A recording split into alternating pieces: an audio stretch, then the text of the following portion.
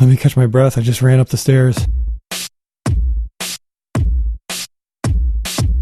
You're listening to the Theology of Games podcast, your source for gaming news, reviews, and interviews with the top voices in the industry. Find us online at theologyofgames.com.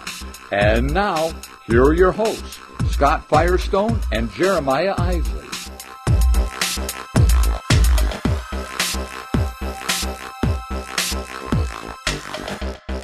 Hey everybody, welcome to the Theology of Games podcast. This is episode 15. That's right, we're 15 episodes into this thing. I am one of your hosts. I'm Jeremiah Isley, and I'm joined today by... Scott Firestone. Welcome. How's it going, Scott? I'm doing fine. How about you? I am tired, but otherwise fantastic. Just a little bit tired. Jeremiah, why in the world would you be tired? Well, so a funny thing happened. As you may have known, if you have been listening to the podcast and following things on the blog, we were expecting a young little baby girl to come along. Actually, let's see, today is the 8th. We were expecting to have my wife induced Friday in 2 days. Hey, congratulations! Thanks! Turns out on February 3rd, she decided to come early.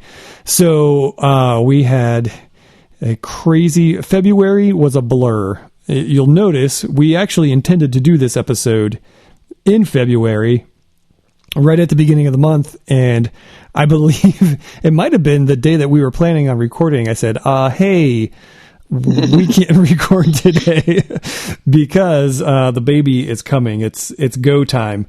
So, which is a crummy excuse. Come on. I mean, be there for my wife, the birth of my child, or record a podcast episode. It was a hard choice, but I'm living with the consequences. So, so February 3rd, she was born, and that was 6 weeks early. And we spent 18 days in the NICU, which was its own brand of stressful hardship, I guess. We were very fortunate. There was nothing wrong with her. She's great, healthy baby, but she was just really early. We spent 18 days there just waiting for her to grow and get a little stronger, a little bigger, and then they finally sent us home. And ever since then, we've been kind of confined into our house because it's flu season and RSV season and all that. So we sit around in our house and we wake up every 3 hours to feed her, whether she wants it or not. So we kind of feel like the guy in the bunker on Lost that had to wake up like every 90 minutes or whatever it was to punch in the numbers.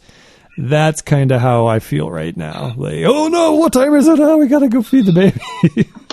Yeah. So yeah, that's the interesting thing with preemies is they have to be fed whether they want to or not. They will sleep longer than that, but we're not allowed to let them sleep. So congratulations. Well, thank you, sir. That was February for us. And do you have anything you want to say about February, or should we just get into this thing?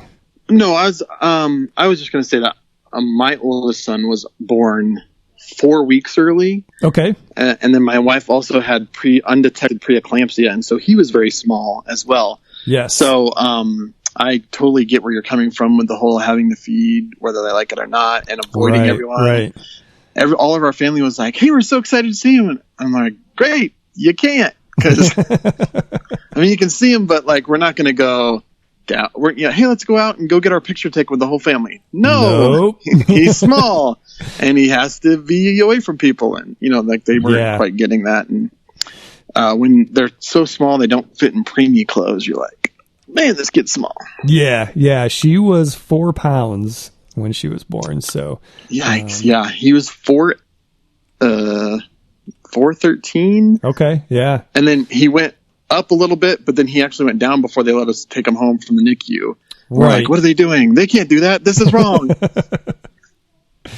Yeah. We've had, and people have been really great. Like we've said, hey, we can have a couple people over to visit every now and then, but we are like on lockdown. We can't have big groups over. We can't go out in public.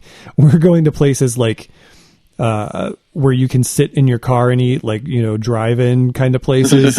Yeah. Because that's like our big lunch out or evening out, because we can't go into public places with her yet. So yeah. So what do you say we talk about board games now? Because that's really why people are tuning in. It is. And so we said that we wanted to record earlier, and we did, because we published a post that was the top games of 2016.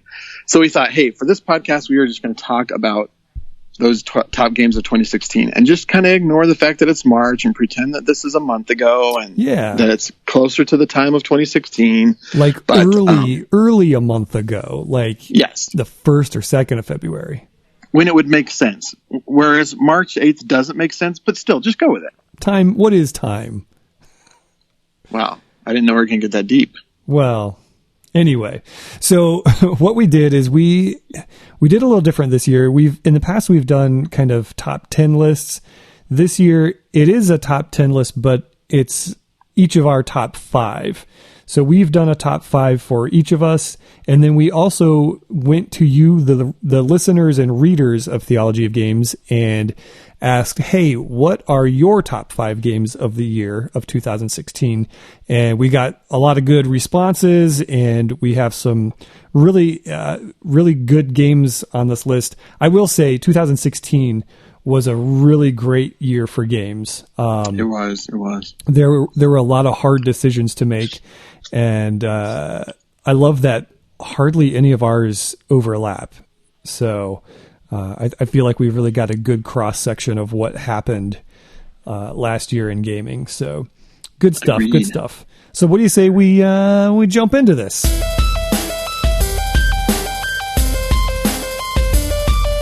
All right, let's start with number 5. Number 5. My number 5 was Mansions of Madness 2nd Edition. Awesome. I never played the 1st edition, so I don't really have any basis of comparison. But the 2nd edition is a co-op horror game where you and some friends are trying to fight your way through a Lovecraftian story with monsters and intrigue. And it's all driven by this app that tells you what to do, tells you where to put things. But you're still making the decisions. This is different than what I would say the Descent app adds to the mix. This is the whole game is based around this, and it's not, well, you can play Descent or you can play with the app. The app is part of the game, right? But it's really fun and cool. And one of the best things is one of the things you have to do is do puzzles. You have to solve puzzles that are on the app, and it's so great. It just sounds cool, and it is cool, and it's a really cool game. And I'm glad my friends have it, because it's one of those where I go, I cannot buy this. I can't. It's a black hole. I will start spending so much money. But it's so good. It is a good game. I did get to play it this year as well. It's interesting. I talked with, on my other podcast, That's How I Roll, with Jeremiah Isley, I had Brian Drake on, and he had played the 1st edition. And he said, when you played the 1st edition, the setup of the game could literally be longer than the actual gameplay. Like, it could be this long, elaborate setup, and then you're just done so fast because it's such a brutal game. I loved Mansions of Madness. I don't know, it only didn't make my list because there were just so many other games that I really enjoyed, but it's not typically the theme of game, the genre that I kind of gravitate towards. Yeah. But it's so cool. And they're really starting to perfect that melding between analog and digital, like, happening at the same time. I think it was a really, really great design, and it's a really fun game. Yeah, it's brilliant on their part, because they get to sell you new expansions, and then they get to sell you new modules on the app. Right. So they're going to get extra double super money from dip. you. And man, it's just brilliant. And that's why I can't go down that financial road. Nope. Yeah, good stuff. All right, so my number 5 is Onitama. Onitama came out this year from Arcane Wonders. It was a Origins release. I think it might have come out a little earlier than that, but they kind of made their big drop at Origins. And it is, I want to say, it's kind of like the Duke meets chess. You've got pawns on the board and a master on the board, and the board itself is this cool roll-up mouse paddy kind of. It's this cool, elegant style of play where each player is given 2 movement cards, and there's one that goes in the middle. So you can use one of your kung fu styles to move one of your pieces, but then you swap it with the one in the middle. So that movement card that you just played becomes available to the next player after their turn. You can see what everybody can do, how they can move, and you're trying to either capture or defeat their master or have your master sit in the seat of the other master, and that's how you win. It's highly strategic. It's very simple, but I literally just taught you how to play the game in a matter of like those few seconds, but to actually like sit down and beat somebody and compete with them, it's a really great battle of wits. And everything aesthetically about it is amazing. The pawns look awesome. The board is cool. Just the artwork, the box itself, the insert, the way everything rolls up and it kind of stands in this monolithic way. It's very, very cool. Just a solid game. And I don't have a lot of 2-player games, but I'm getting more into them because it's easier for me to play them like with my wife or just if somebody comes over. So it's definitely a great little game. So why don't you go ahead and jump into number 4? Yeah. So number 4 is a game that I also do not own. Or I'm sorry, I do own Onitama, but I don't own Mafia de Cuba. And it's a cool little social deduction game where the entire game is in this cigar box, and there's a Godfather, there's mafia members, there's diamonds. So everybody kind of. There's the one player that starts the game starts with he's the Godfather, and he takes a certain amount of diamonds out of the box and then he passes it.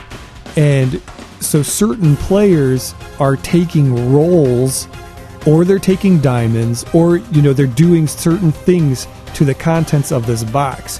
And by the time it gets passed around to the last player, the goal of the game is for the Godfather to guess who stole his diamonds. Like how many diamonds are left, who stole what, where are they, who's got them. And then each other player, they win depending on what they did. So if they stole diamonds, they win if they get to keep them and they're not found out. If the player took a roll of mafia members, they win if the Godfather wins, and they help. So they're trying to help him by saying, "Oh, hey, I'm this role, and I know there were this many diamonds in the box when it came to me, etc., etc." So it really becomes this tangled web of who's saying what and who really saw what when they saw it. And when I first played it, I was like, "Man, this would be really, really hard, especially as the Godfather. If you're the one trying to figure all this out." It's not as hard as it sounds, but it sure is tricky, and it's a really cool little slick social deduction game. And I liked it because it was, we both love the Resistance, but it was a social deduction game that was nothing like the Resistance. It was nothing like Werewolf. It really kind of carved its own niche out in that genre. So I'm a big fan of it. I hope to get a copy soon. Every time I go to my local store, they don't have it. Yeah, it's I totally appreciated that it was a new spin on the social deduction, and the components are amazing. And it is tricky because every turn is like, oh, how many diamonds should I say were in there? Even if I didn't take any, should I say there was a different number? Right, should I? Right. And then, so you're trying to do math, and that makes you look suspicious. So you have to think through this ahead of time, like, oh, what am I going to say? And I wasn't as enamored as you were. Everything you do, though, it has some weight to it. You know, like everything you say or do or claim, there's weight to it, and you just have to decide how you're going to play that out. But you didn't like it as much as I did. Well, so we played a number of times. So this wasn't like, oh, we played it once and put it aside. Sure. We played a lot, and we played with the expansion. And I don't know, sometimes it felt like things were scripted. Okay. And maybe that was just the way we played, but it seemed like we were always going to be like, okay, we have these roles. Well, of course, this person is going to take this, and then this person is going to do this. Right. And so we did that a few times, and we thought, oh, this, you know, and things kind of played out the way you expected them to. Sure. Because people were taking what they were supposed to. So then we're like, okay, well, you know what? We're going to play a few more times, and you have to do something that's not what we thought of as scripted. And that definitely made it more interesting, but it still seemed like, well, that's kind of weird that you have to be like, well, this is the obvious play, but I'm going to do something different just to make the game better. Yeah, so, see, we played it, a handful of times one evening, and I never felt scripted. I feel I could definitely see that happening where there's kind of always maybe a safe play to make. Yeah. Like if I want to win, I need to take this thing. Right. And I think that's a danger with a lot of social deduction games is like, there's a safe way to do things. Like if you play coup, if you just never lie.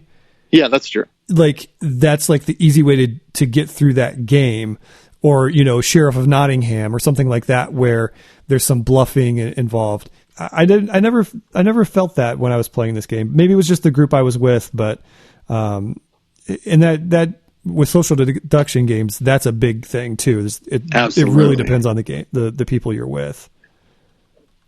So I'm not saying it's a bad game. I'm just saying I didn't like it as much as Jeremiah did. So gotcha. It is, like I said, the uniqueness of it, I love it. The aesthetic, I mean, you're passing around an actual cigar box, and reaching in and trying to fiddle with things to make noise and convince people you did one thing and didn't do another. It's great. Super, super unique to the genre.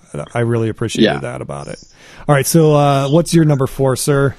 My number 4 was Clank, which is, it's a deck builder, but another unique spin on a deck builder where, you're an adventurer trying to go down into this dungeon and get as much treasure as you can before a dragon wakes up and bites your face off.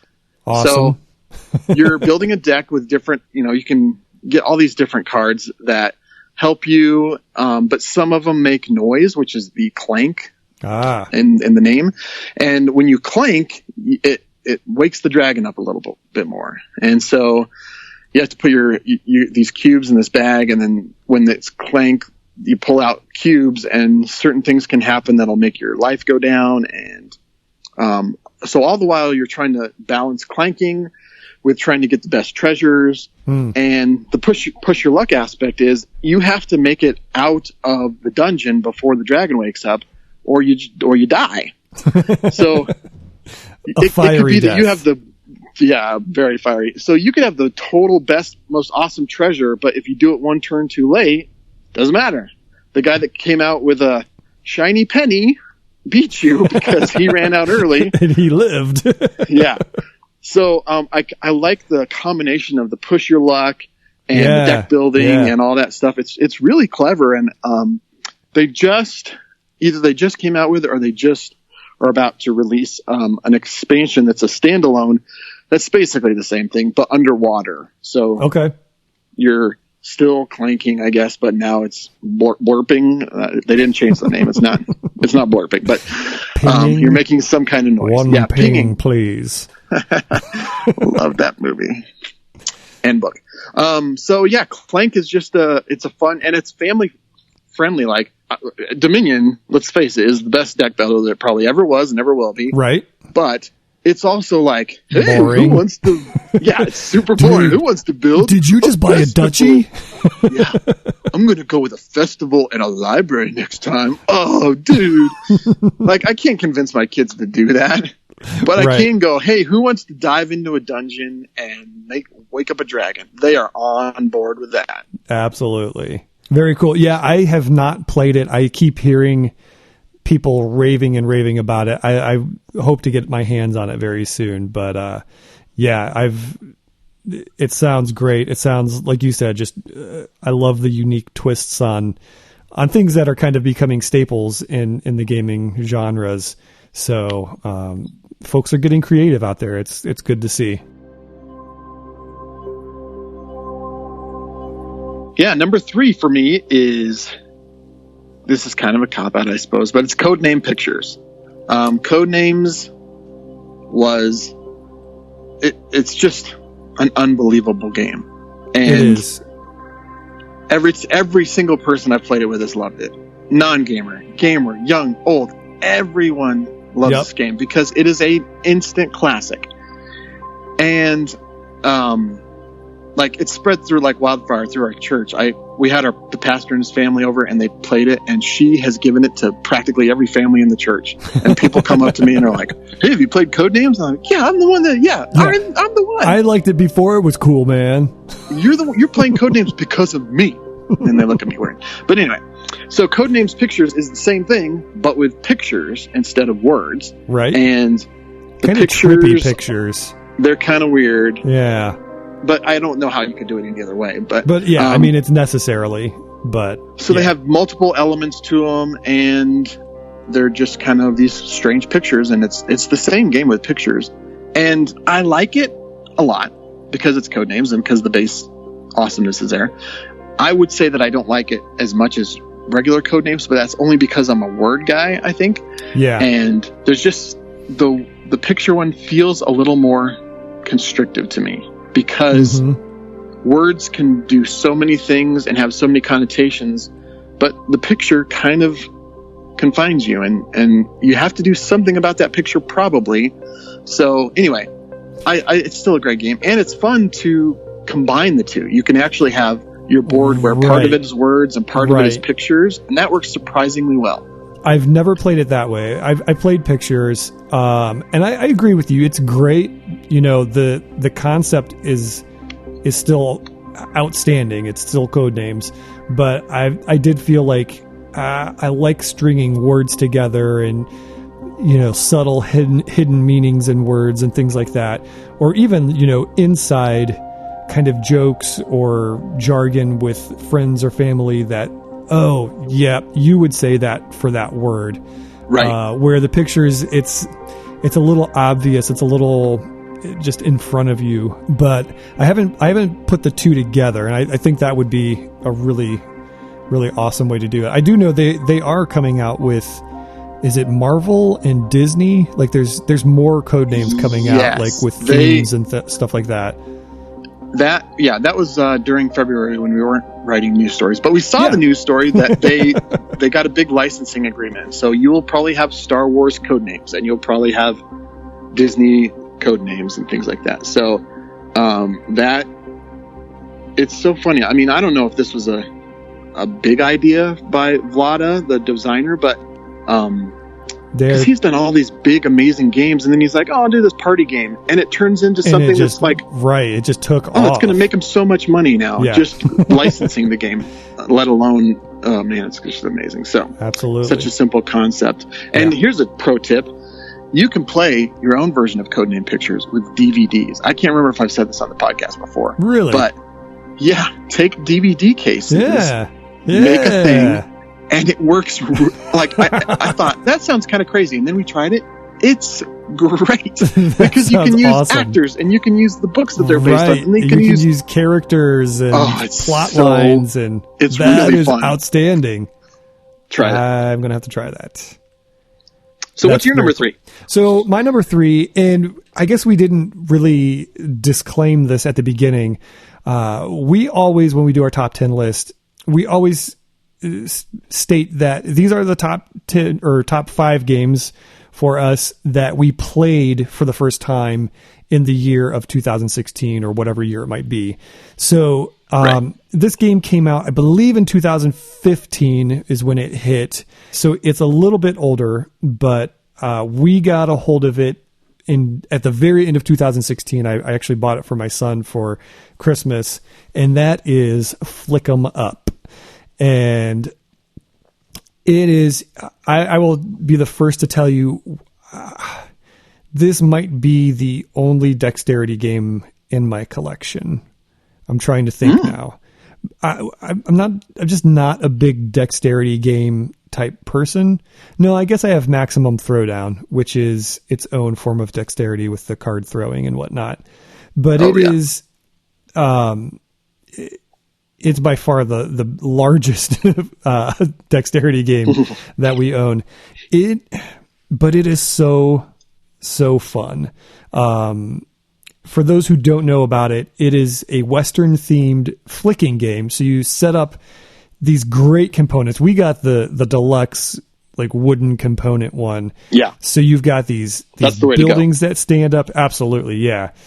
Buildings that stand up and these cowboys that you set up, and there's cacti and barrels and bales of hay. So you set up this little Western town, and there's good guys and there's bad guys, and there's all these scenarios that you can play through, and you flick this disc for your movement to move your guys around. And then you have little silver ones that you flick to shoot at other people.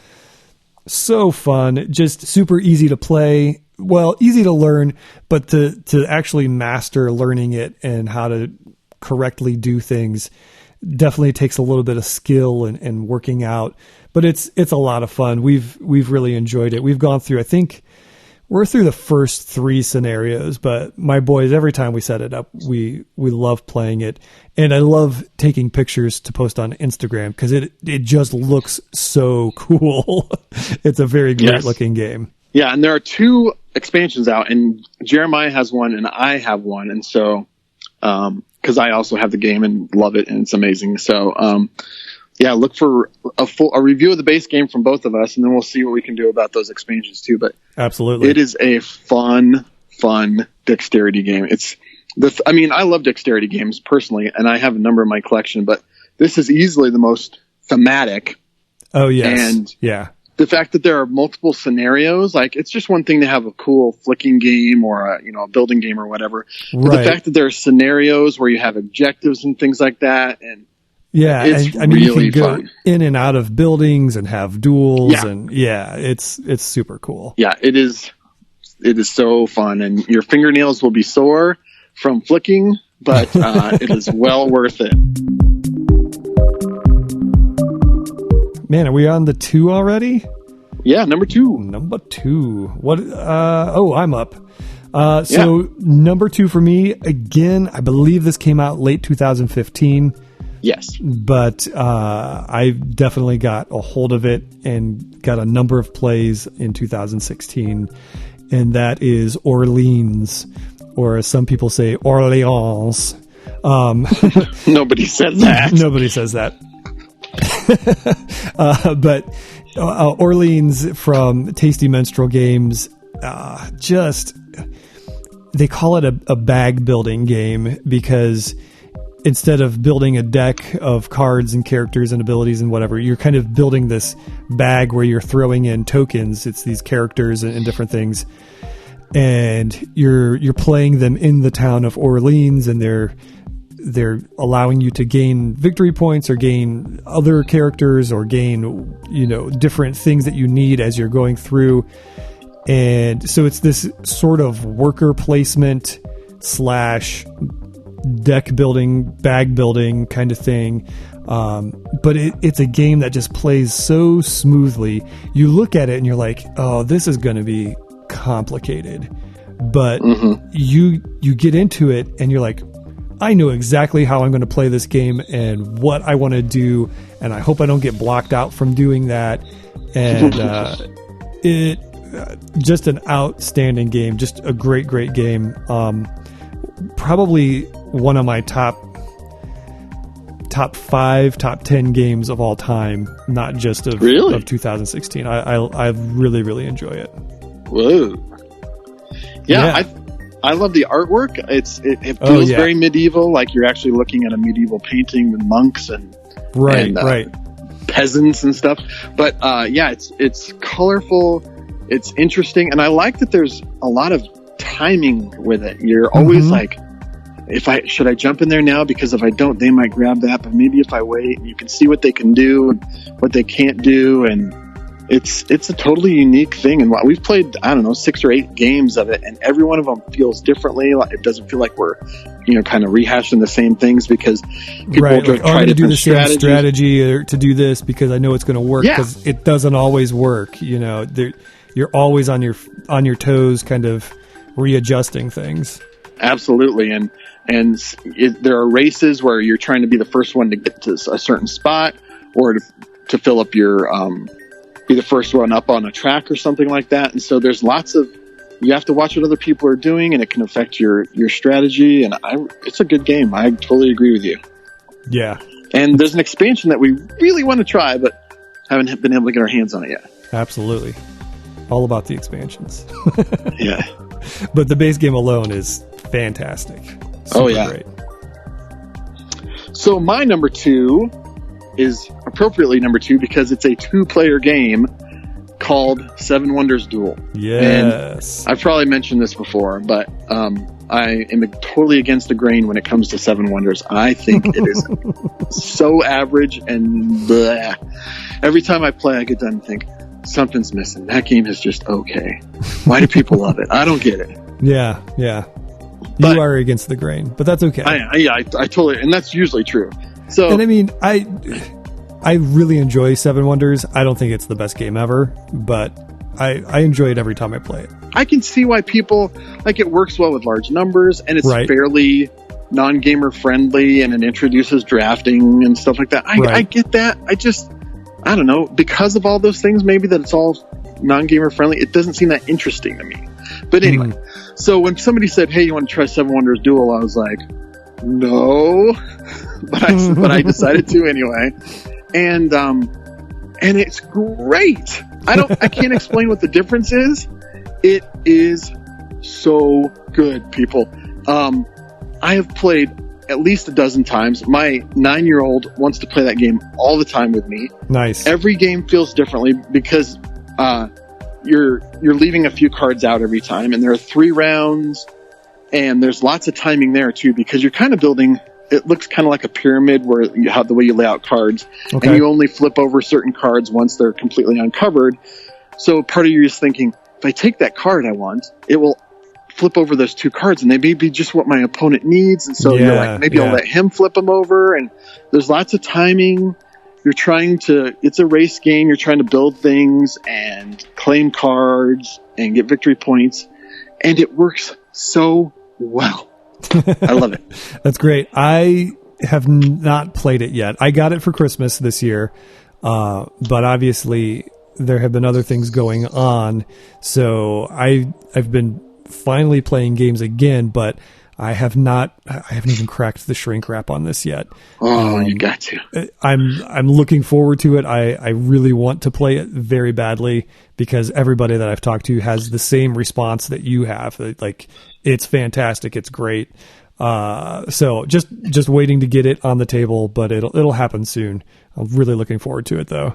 And it has an expansion, that I haven't played it yet, but my friend has it, the one who introduced it to me, and he said that it makes it even better. And so I can't even imagine that. So nice. He said it does make it a little harder and more of a gamer's game. Okay. Which could put you off or not. I mean, I think Seven Wonders as it is would be a fine, like a spouse who's not super into games but will play a game with you game. Right. My understanding is that Pantheon kind of kicks that up a notch. Gotcha. But I think that's great because you can add it or subtract it depending on who you're playing, and the base game is still totally great. So big thumbs up recommendation. And Jeremiah, you got to play that game and then tell me how much you love it or that I'm crazy, which could be true of both.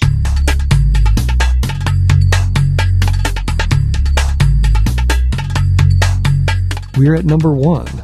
Yes, your game of the year. Game of the year. This is it. The big enchilada. So, my game of the year was Terraforming Mars. Terraforming Mars.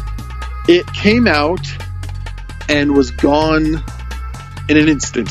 It sold out so fast. The second edition or second printing or whatever is, I think, out now or just starting to hit. I believe, yeah. I think it's making its way out. Yeah, so pay normal prices for this game. Do not pay the exorbitant prices. And it might, I would not be surprised if it sells out very quickly again. Yeah. But just be patient. It is a fantastic game. It is, it's a tableau building game, kind of like Race for the Galaxy. Okay. A little bit, in that you're laying down cards in front of you that let you do things on the board. And so there's the planet of Mars, and you're building lakes, and you're building forests, and you're terraforming it. And those things are happening, and because of that, the CO2 on the planet is increasing, and the temperature is increasing a little bit, and all these things are happening, and it's all card driven. So there's hundreds and hundreds of cards, and I've played a few ways. I played the original way, which is the learning game, which is fine, and we still had fun. But there's a drafting way to play, and the drafting is great. It's the way to play every time. So you're kind of seeing what other people could do, and you're building your own hand of cards, and basically you'll play these cards down, and they let you do fun stuff, and maybe a one-time fun thing or throughout the game. Some of them are triggered based on the temperature.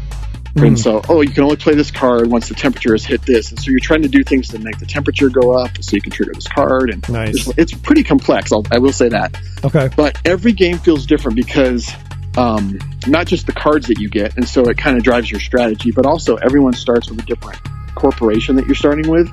And each of those corporations has my favorite thing in the world, special powers. And so you'll have two, and you'll just, you'll pick one of the two at the beginning of the game to play with, and it'll kind of drive your strategy. But I love that when it's like, here's what you can do, and here's what you can do as a special power. Now do the best you can. And that's just one of my favorite ways to play a game is here's what you can do and make the best of it. So every game has felt different that I've played because of the corporations, because of the cards, because of what other people do, and it is worth the hype, in my opinion. Game of the year. Awesome. Very cool. I unfortunately have not played it, so again, like everybody has said, pretty much what you have said. It's fantastic. It's worth game of the year. It's a great game. So hoping, I believe I've got a friend or two that own a copy. So I'm hoping to get it on the table and give it a go, because it does sound like a lot of fun. You ready for my number one game? Let's hear it. My number one game of the year is Royals. This is the big release from Arcane Wonders, again from last year. Royals is a set collection, area control. A lot of people are going to say, oh, it sounds, when you start teaching it, it sounds like Ticket to Ride. It kind of does, because you're drawing cards from a lineup and they match colors, and you're placing your cubes into these different cities to control different areas and countries. But that's about it. And it is, I've said this before, I've made this claim before, it replaces Ticket to Ride for me.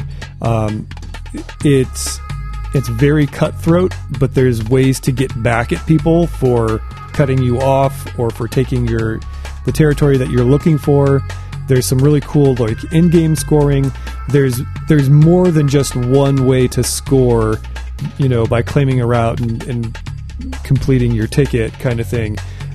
There's having a majority of influence in a country.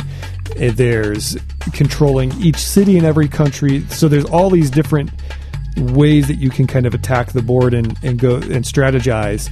And I've played it quite a few times over the last year, and it's always, whether it's gamers playing or a mixed group of non-gamers and gamers, it's really pretty competitive across the board. So there's not like this inaccessible game that's on the table that you really have to know games and know strategies to do well. You can pretty much figure it out a couple turns into it, and if you do get a slow start, you can always kind of catch back up as far as, you know, scoring wise, and kind of even things out. So Royals, just a gorgeous looking game, a lot of fun, easy to teach. My wife has played it, she loves it. I'm a big fan, so that's my game of the year. That's saying that it replaces Ticket to Ride is kind of an amazing statement. Because it's such a go-to classic, you know, non-gamer friendly game. It is. It's a very bold statement, I will say. I will say, maybe for kids, like, there might be kids that are going to say, oh, I like Ticket to Ride because of thematically what it is. You know, it's trains, it's fun, it's colorful. Yeah. But like, if you're in a grown-up situation where there's adults sitting at your table, just go to this one. It's a little deeper, but it's not so complicated that you can't teach a non-gamer how to play it.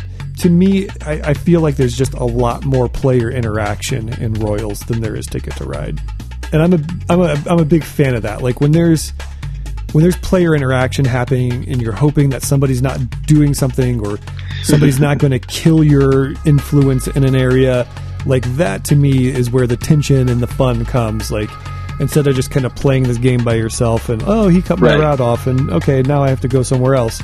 Like, to me, that's where the real fun comes in a good board game. Nice. So... yeah, I have not played it, but I'm going to play it one of these days, probably, maybe, especially if it's a possible replacement for Ticket to Ride. I think you should play it. I won't say obviously it's your game of the year. I won't say you will agree with me, but it's a solid game. It's a lot of fun. So there you have it. Those are each of our top fives of the year, and like we said, we also. But wait, solicited there's the more readers. Yeah, we have 5 more that we'll probably talk about much more quickly than we did these others. But you guys sent us your top 5, and there are a few overlaps, but there are also some that aren't. That there are 5 games. I've played 4 of the 5, and I don't know how many Jeremiah's played. 1. I've played 1 of the 5, and that's okay. I didn't know how much we'd have to say about it, but right, and that's part of it too. Is we always there's always a number of games that are very, very popular in a year or whatever, but we just didn't have the chance to play, or for whatever reason. So don't skewer us for not picking the readers' top 5. It's just how it kind of shakes out. We have obligations to play certain games because we have review copies, so we have to do those. And sometimes that puts games that we want to play kind of on the back burner. And I feel like that kind of happened, especially for me this year. A lot of these games that are on the reader's top 5, I wanted to play, but because we were trying to keep our reviewer responsibilities in check, they just didn't kind of come to the table for me.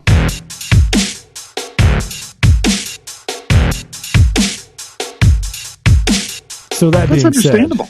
That being said, your number 5 was a game called Mystic Vale, and this is from AEG, and it's a unique game of it's kind of a tableau building game also, but the unique thing here is, or I guess a deck builder really.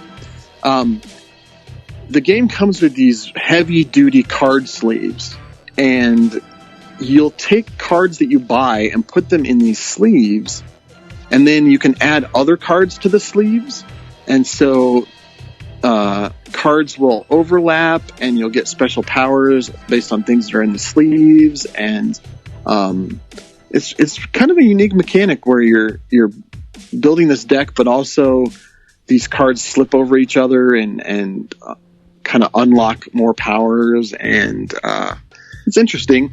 It's AEG, so it means they're going to give you tons and tons and tons of expansions. Yeah, and you'll have a chance to expand that bad boy for sure. Yeah. But it's fun. It's fun. Cool. All right. Reader's choice number 4 is Cry Havoc. Now, have you played this? This is the one I have not played. Okay. Did you look it up? Yeah.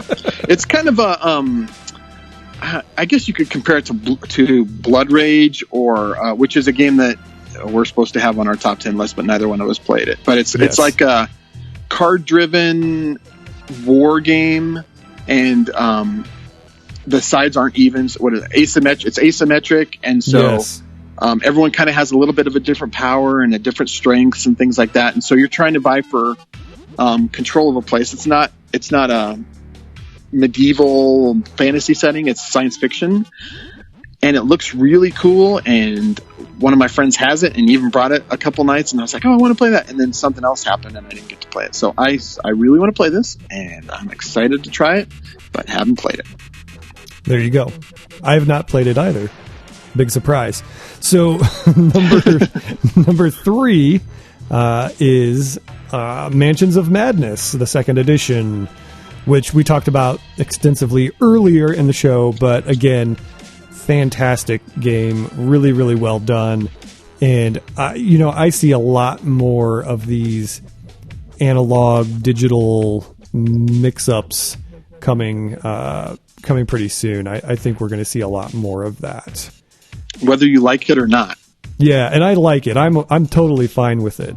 Yeah, me too. The one thing that does for the game is that takes like rule disputes kind of out of it. Like, because the game's being driven by something that knows the rules completely. So, right. Yeah, I'm a big fan. Me too. Yeah. All right, so your number 2 game from the readers was another one we already mentioned, Terraforming Mars, and it was my game of the year. I think it's totally worthy of this distinction, and I'm not surprised it wasn't made number 1, but this is a solid number 2 from you guys. And like I said, once it's available at a reasonable price, I've not played with anybody that was like, that was just okay. Like, everyone thinks it's a good game, and people like me think it's a great game. Yeah, very awesome. And number 1 from the readers was Scythe from Stonemaier Games, which, again, I didn't play. I want to play this game so bad. So bad. I keep seeing it at the store, and I'm like, I can't spend that kind of money. I can't do it, but I know a few folks that own it, so I will get to play it at some point. I have played it, and it is good. First of all, I mean, the aesthetic, the artwork on this game is amazing. Yes. And it's this combination of like steampunk, and then I'm not sure what kind of period artwork it is, but it looks like what would it be? I mean, it's like Russian countryside, and the peasants working in the fields, and then in the field behind them is this giant war machine. Right. And you don't know why it's there, and there's no real explanation. It looks so cool. Oh yeah, it's the artist is Jacob Rosalski, and I had seen these pictures before, and then apparently Jamie saw them too and thought, oh, let's build a game around this and work together on this. And so he did. And so it's a good game, and it's got special powers from the players, which I love. Yep. And he's borrowed mechanisms from other games to populate this one, where you'll have a board that's kind of covered up, and kind of like Hansa Teutonica, where you'll uncover things in order to unlock things that you're able to do. Right. And so, and you can decide how you want to do that, what order you want to do that. So maybe you're like, okay, I'm going to go heavy on getting my mechs out. And so you can do that, and that unlocks special powers and gets your mechs out, which is great. And each of the mechs is unique, and there are 5, I think, in the base game. and each of them is a unique sculpt and just gorgeous. The game is gorgeous. The artwork is gorgeous. Here's where the critic Scott comes out. This is not surprising. I think Scythe is a good game. Do not get me wrong. It is a good game. I don't think it's a great game. Uh-huh. Now, this is based on 2 plays. Okay. Of the base game. I haven't played the expansion yet. Right. I don't seriously, it is a good game. I'm telling you it's a good game. I just don't think it's a great game. And I know I'm supposed to think it's a great game, and I know with the artwork I'm supposed to, and I love a lot of other Stonemaier games. Yes. And there were just a few things that I thought, I'm not sure I really like that mechanism in it and the way that interplays, and I know that's terrible. Yeah. Well, I'm not surprised. I know you're not surprised. Like I said, it's a good game. It's well worth playing. It's well worth owning, I would say. I just, for me, it's just not a great game. Understood. Fair enough. So yeah, that's our top 5. That's the reader's top 5. I think that's about it. I don't know that we had any honorable mentions. I know, like, I really enjoyed Captain Sonar, and what was the other one I was going to mention? There's another one that was kind of teetering on that brink of crack in the top 5. But you had you had Captain Sonar. We had Commission Down. We mentioned Mystic Veil. Yes. For me, it was certainly Secret Hitler was up there. Right. And at the time that we wrote this, I think I'd only played it a couple of times, and I've played it half a dozen more since then. It's a fantastic game. If I was redoing my list now, probably Codenames Pictures comes off and Secret Hitler goes on. It is amazing. It is top 3 social deduction games ever. Yeah, I mean, it's not better than Resistance, but it's also really good in different ways. So, very cool. Secret Hitler is awesome. Yeah. Cool. Well, should we put a wrap on this? We should. Thanks for listening to us ramble on about something that happened 3 months ago. But the point is, those are our top 10 games of 2016. We will be back in early April with another regular episode. That means all of your favorite segments are coming back. Fill in the blank, lightning round, which isn't so much lightning with us, and just general mayhem and chaos from around the gaming industry. Yeah. So, before you shut off this podcast or whatever you're listening to it on, we would so appreciate it if you would go to iTunes, give us a rating, hopefully 5 stars, and a review there. That helps us get found by more listeners who enjoy board games and podcasts, put together a board gaming podcast. And be sure to look for us on Facebook, Twitter, Instagram. What else are we on? Pinterest, which we don't do much with. But most of all, visit us at theologyofgames.com, where you can sign up for our email list and get notified of all the cool stuff that we've got going on. Should we tease the little contest we have coming up? Tease away. Let's do it. So we have coming up soon. Actually, it's kind of new for us. We are going to be reviewing a few more games from Asmodee Digital, including Mysterium. And there will be a contest. You too could get your very own download code for a free download of the digital version of Mysterium. So stay tuned for that, because that's pretty exciting, and we're looking forward to running a contest. Big shout out to Asmodee Digital. Great folks over there who we really enjoy working with. And I guess that's probably all we've got to say. You got It is. We anything appreciate else? you guys listening and reading, and stay tuned now that Jeremiah's adorable little girl is here and is settling in. We will settle back in and get back on track, and we appreciate you taking this ride with us. Absolutely. Thanks again, guys. We'll see you next time. Talk to you later. Thanks. Bye. Bye. You've been listening to the Theology of Games podcast with Jeremiah Isley and Scott Firestone. If you enjoyed this episode, we'd appreciate your subscription to the podcast and your review on iTunes. Thanks for listening.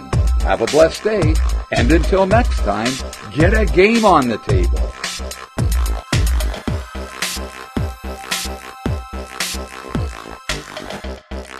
Oh, Chipotle. I love that thing.